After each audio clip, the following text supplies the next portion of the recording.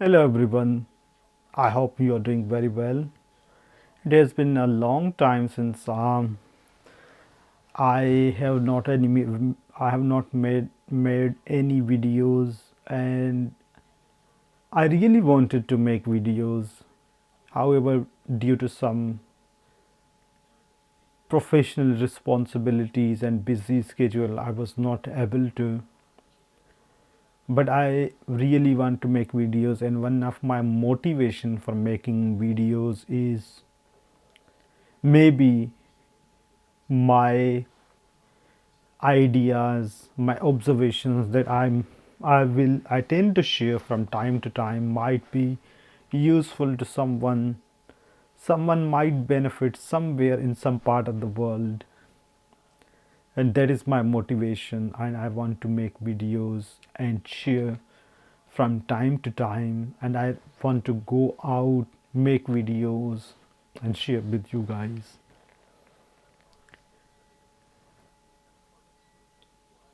Sometimes people are contacting me asking different questions. Some of them want to pursue their studies, some of them are looking for jobs, especially in countries like the UK. I have been contacted a couple of times. Majority of people understandably are looking for fully funded scholarships that I am not familiar with, and I have always apologized due to my lack of knowledge regarding scholarships, and I know that's a shame. I'm not familiar with. However, I am familiar with partially funded scholarships which are provided by universities. Whenever we are applying for scholarships, then universities do have certain percentage of scholarship amount, and they are offering to students. When I applied for university, first I applied in Brunel University in London, and I applied too late. For that reason, I was not offered any scholarship. However, later on, when I applied in Sussex, I was offered a significant amount of money as a financial aid or scholarship, and at Strathclyde, I was offered around 32 or 30% scholarship. So that is one of the mode of partial partial funding which is awarded by universities, uh, and this type of scholarship is for those people who want to pursue studies on partial funding. Then there are other set of other set of people who are asking me regarding applying for jobs in the UK, and my opinions are not fixed, are not applicable to everyone, but I do share my ideas, my observations, and like I said, my motive is maybe some of my ideas, my opinions might be beneficial to someone, and someone might benefit, and even if one single person benefits from my ideas, my efforts, I will consider as my job done. Sometimes I am asked two questions. One of the question is there any sort of racism in the UK? And second question is there any issue of halal or not? Answering to the second question first, and first uh, after the first question, second question, I have not personally faced any sort of issues regarding halal over here in the UK. We can find halal food everywhere. If you want to eat out, you'll find halal restaurants everywhere in the UK. And if you want to buy halal chicken meat, you can find it everywhere and at a reasonable price, not too expensive. Even when I used to be at Strathclyde University, uh, there used to be certain lunch lunch events. So they used to ask us if anyone has any dietary requirement, and I always used to tell them that I'm a Muslim and I'm looking for halal food. At least they used to arrange halal chicken for me. So these are some of the aspects regarding halal food over here. So there is no problem at all. Even now, another event is coming up in future, near future, is part of my current job, and the event will take place in London. And they asked us if anyone has dietary requirements, please do let us in advance, and I will send them an email that I'm a Muslim and I need halal food, and I'm quite sure they will make some arrangements. That is the my answer to related halal. Now to say first question regarding discrimination. I have personally not faced any racial discrimination issues in the UK. There might be some issues, some challenges, but they are not institutionalized, organized, discriminatory events. They are not encouraged in publicly at institutional level, governmental level. They are discouraged, they are criticized and condemned. And I have not faced any sort of challenges of now. And if I'll ever face, I will treat that act as an act of an individual, not an organized crime, not encouraged by the institutions. Uh, I today I was sitting just beside my director. Then I asked her the question: did she have the opportunity to work with someone who is someone like different than herself in culturally, linguistically? And she was of the view, yeah, with with someone who hails from Indian subcontinent, who I know as well. But then I told her that he is he hails from his forefathers or from Indian subcontinent, but he is not non-British. He is British. He was born in British. He is born and bred British. Then she agreed. And then she asked me, "Did you have have you ever felt yourself left out or not being included?" Then I told her, "No, I have not felt in, excluded ever. I always felt included, equally important in my organization." And then I went on to say that I have never felt as included as is my transition from one organization to another organization is smooth as it is in my current organization. And she said, "Okay, that's good to know. But ever you feel that we are not being inclusive due to any reason, you feel left out, point that out, talk about it." And I was really encouraged.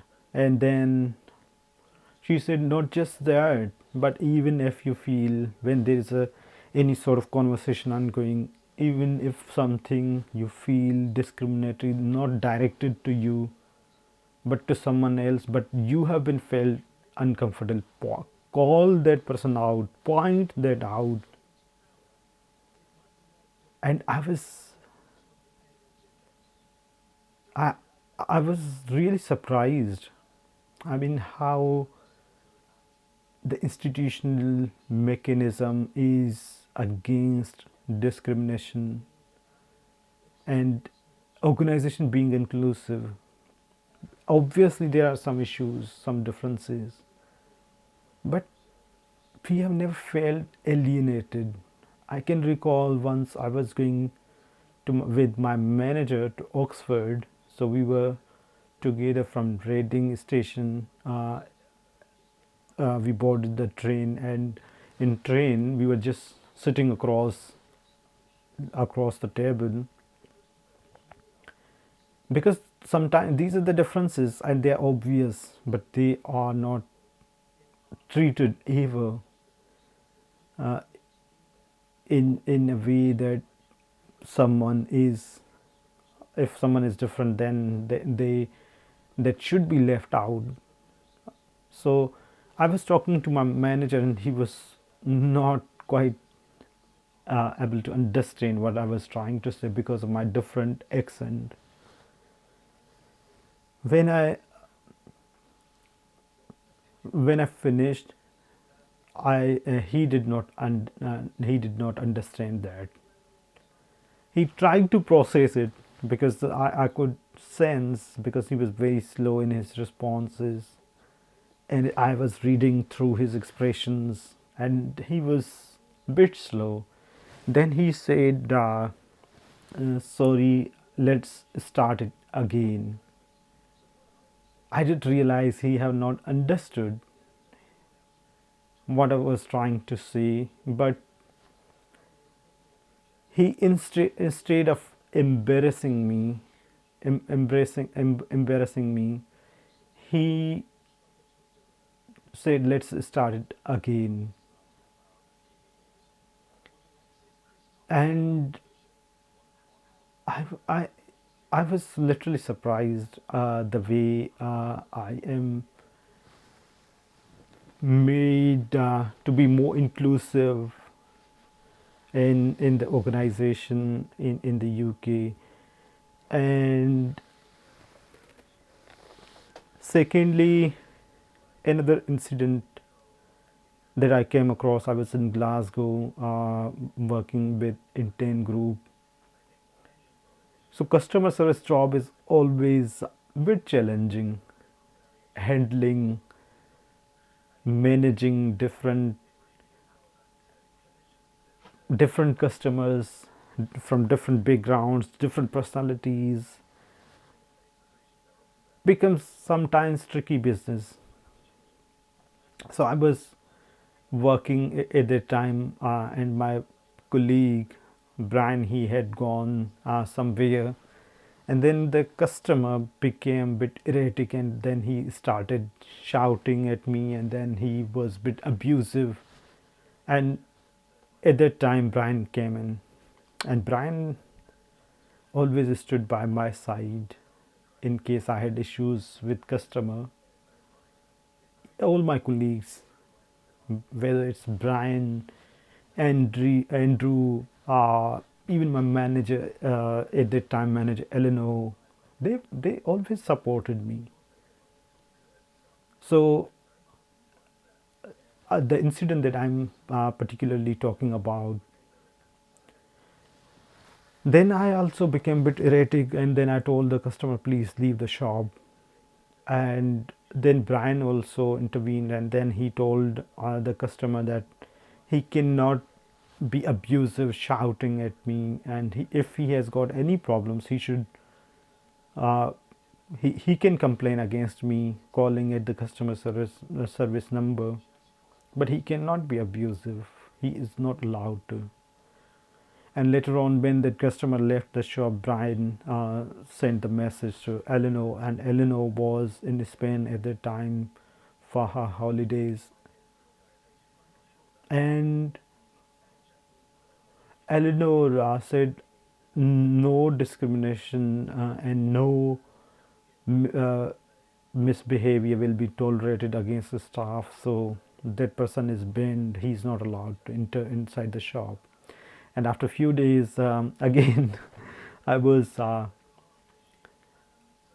job, and the customer entered inside the shop, and then I told him, "Excuse me, my apologies, I'm sorry, but I will not be serving you."